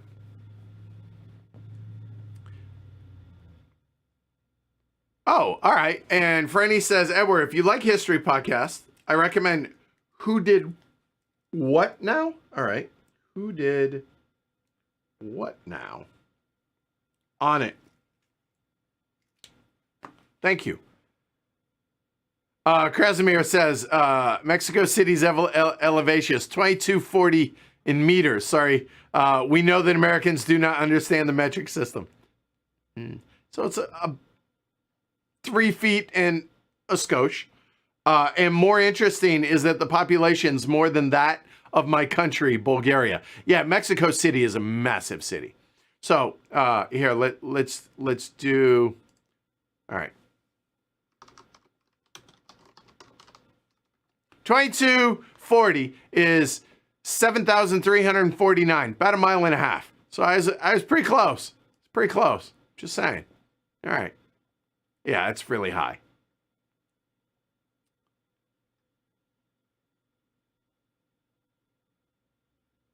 Okay. Eric says, I don't really do podcasts, but I'll say my buddy really likes Behind the Bastards for history and Magnus Archives for fiction. I'm going to have to get another page for these. So what do we got? Behind the Bastards. Okay.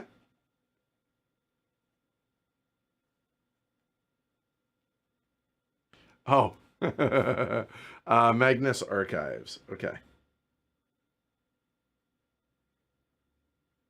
I appreciate that because road trips.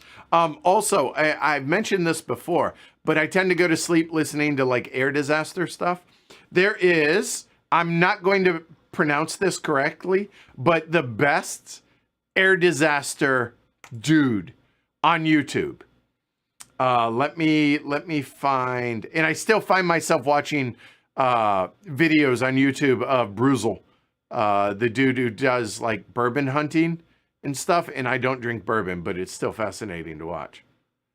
God, what is, here he goes. It's Mentour Pilot, Mentour Pilot. He's a 737 pilot, I believe, but also does amazing air disaster in air. They don't all end in crashes, interestingly enough. but does an amazing job with that. If you dig those, I highly recommend that. All right. So anyway. Yeah, Scott says, are you even really playing a game if you're not playing it wrong some of the time? Yeah, fair.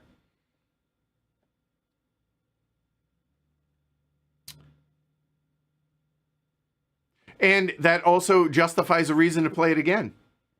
Kresimir says, that's a really good point. Yep. All right. I have caught up. There is one more question that was, I believe, over on Slack. Any games you're looking forward to from Essen? Zach asked. And yes, there are a number of them. But I will go ahead and just point out, like just perusing the list. We're going to do a whole preview show sometime later this month in the next couple of weeks. But Kingdom Legacy, Feudal Kingdom, sounds really interesting. It's a solo campaign. I don't know anything about it, but we'll see. Republic of Rome's getting remastered? Okay. I'm intrigued by that. History of the Ancient Seas. But it's Mare Nostrum. So is this just a reskinning of Mare Nostrum? I don't think it is. I think it's just using that name. So we'll see. Smoky Valley's getting a second edition. I have the first edition downstairs. I haven't played it yet. Asian Tigers. Again, it's a Nuno and Paulo game. The first Czar, Ivan the Terrible. I have a copy of that downstairs I want to get into. Ada's Dream, we talked about. Civolution, which obviously we played a number of times already. Luthier is still just a demo at Essen. There's a whole host of others, but that's a list of some. So there you go. Right.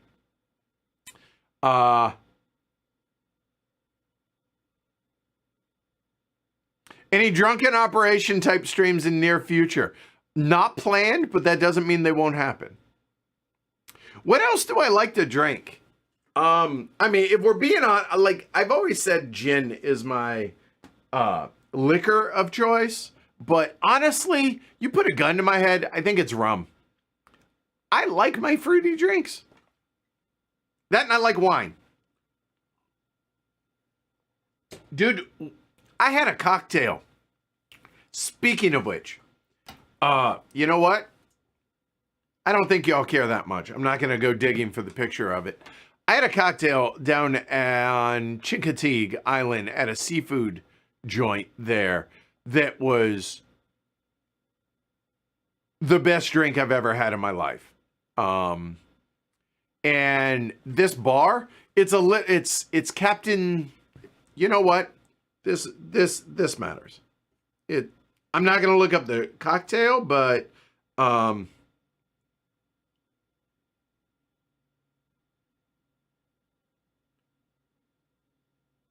let me find the name of the place. Captain Zach's Seafood. If you're ever down on Chincoteague Island, Captain Zach's Seafood, sit at the bar. The bartenders are great. It's a total little, almost like a coastal without the view of, like, it's just a little hole, but fantastic seafood, number one. Number two, the cocktails, to die for. And here's why. If you have a cocktail with orange juice in it, they do fresh squeezed orange juice. Doesn't sound like a big deal. Change your life. Fantastic. So anyway, Schwam Clutch, favorite drinks, the one in front of me. I can appreciate that. Fair enough. Have a good one, Devin. I am out of here momentarily as well. But honestly, hard to go wrong with a good margarita.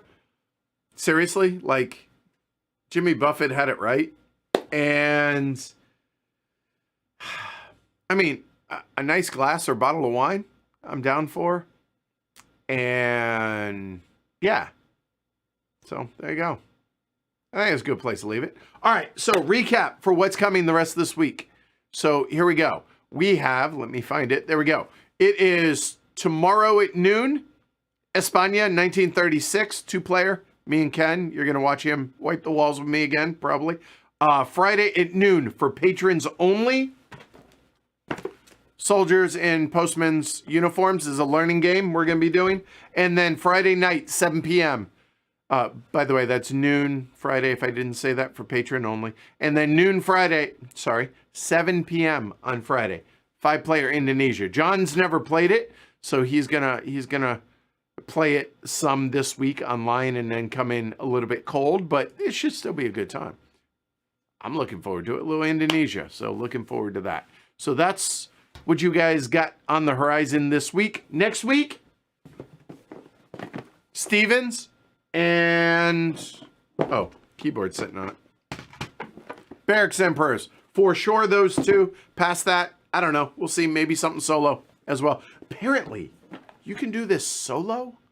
It's a trick-taking game, but I don't know. I'm interested, I should say. So we'll see how that goes. Anyway, thanks everybody for watching. I really, really appreciate y'all hanging out because I enjoy this. It gives me a chance to get my words in for the day, if you will. But also, I like doing this every month or so. So hopefully y'all enjoyed it. If you did, please like and subscribe. It really, really does help the channel. Half y'all still don't subscribe to the channel. Why not? It's free. And when we go live, you get notified if you hit the little bell. I mean, seriously, it just subscribe, please. And if you want access to all the Patreon-only content, and there's a lot, as well as the Slack channel and so on and so forth, patreon.com/HCHQ. It literally helps keep the lights on. I certainly would appreciate it. So, yeah, got a lot of content available. It's like 1,500 videos for y'all to watch, plus more every week. I appreciate that. All right. So, hopefully y'all had fun. I had fun. I enjoyed it. I'm going to, I don't know, go lose at Slay the Spire and eat some good leftover barbecue. We didn't talk about barbecue enough, like Labor Day. Next time. I'll see y'all later. Take care, y'all. Bye.